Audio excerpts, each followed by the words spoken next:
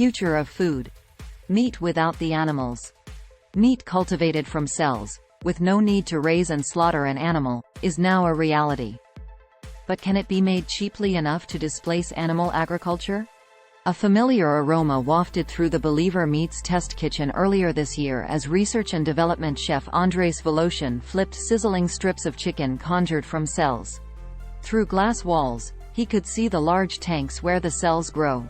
Scientists, not farmers, produced this chicken.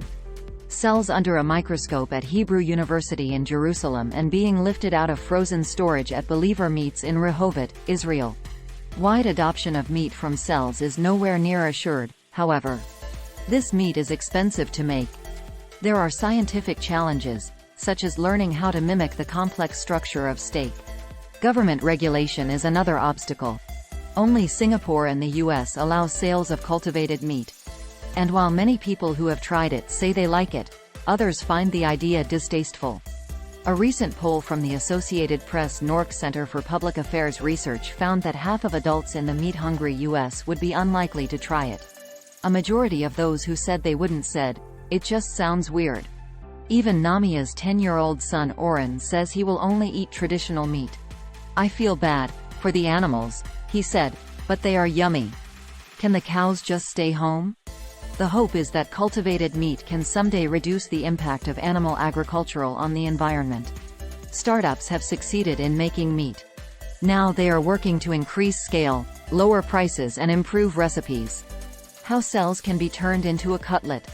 The science behind this new meat comes from the medical world. Namias, a bioengineer, launched his company after going to lunch with a Tyson Foods executive at a conference and scribbling his method for making cultivated meat on a napkin. Unlike traditional agriculture, this process starts with cells.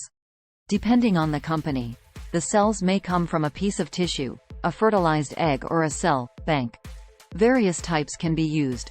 Scientists choose cells that can self-renew and turn into the muscle and fat cells that make up meat tissue. From starter cells they create cell lines, so they don't have to keep going back to animals. These cells are placed inside vessels of various sizes called bioreactors and bathed in a nutrient-rich broth where they multiply. Thick, structured meat also requires a scaffold that helps cells organize into a shape. Changes in the composition of the broth, or media, and cues from the scaffolding, tell immature cells to turn into muscle, fat and connective tissue. Once the bioreactor is full at Rehovot-based Believer, the paste of cells is harvested and mixed with plant proteins, then pressurized and pushed out to create meat fibers, Namias said. Believer now makes cultivated chicken and lamb and has plans for beef, which is harder to make because it's more difficult to create genetically stable cell lines from bigger animals. Other companies are pursuing cultivated beef anyway. It's the focus of Believer's Rehovot-based competitor Aleph Farms, where a scientist has scribbled a cow's face on a piece of lab equipment. The cell line for their product started with a fertilized egg from a black Angus cow named Lucy living on a California farm. Producing meat this way could also dramatically reduce the impact of meat on the environment because it would reduce the need for land for the animals and for feed. Multiple studies show that traditional livestock production is responsible for about 10% to 20% of greenhouse gas emissions. Aleph Farms resident chef Amir Elon displays a small, thin strip of the company's cultivated beef just after frying it. It is plated on a skewer with potato crisps. The most important thing is that this field move forward and start reducing the destruction to our environment associated with current animal agriculture techniques, said Glenn Godet, a biomedical engineering specialist at Boston College. It's not so easy to build a steak. But transforming the ecosystem is a distant vision. At this point, companies are still perfecting their products. Scientists and industry experts say cultivated meats have a way to go before they're indistinguishable from conventional meats, especially when it comes to the texture of products other than burgers or nuggets. Price is also a problem. Production costs for the first cultivated beef burger, created a decade ago by Mark Post at Maastricht University in the Netherlands, were estimated to be in the hundreds of thousands of dollars. Now, the university says, the company he helped found, Moza Meat, has reduced that to about $10 as it works toward commercialization. For cultivated meat to take hold, such trends must continue, said Bruce Friedrich, president and founder of the Good Food Institute, a Washington, D.C.-based nonprofit advocacy group focused on plant-based and cultivated proteins. If we don't have products that taste the same or better and cost the same or less, people are not going to switch, he said. But there are vexing scientific hurdles. Gaudet said scientists are still trying to find the best scaffolds for structured meat, which must include a way for oxygen to get to all the cells. Options include animal-based scaffolds such as gelatin and, increasingly, decellularized vegetables like spinach. Gaudet said scientists are also working on challenges like getting the cells to adhere to scaffolds and align in the right way. Scientists work in the lab at Believer Meats. Cell food, the most expensive part of the cultivated meat process, presents different dilemmas.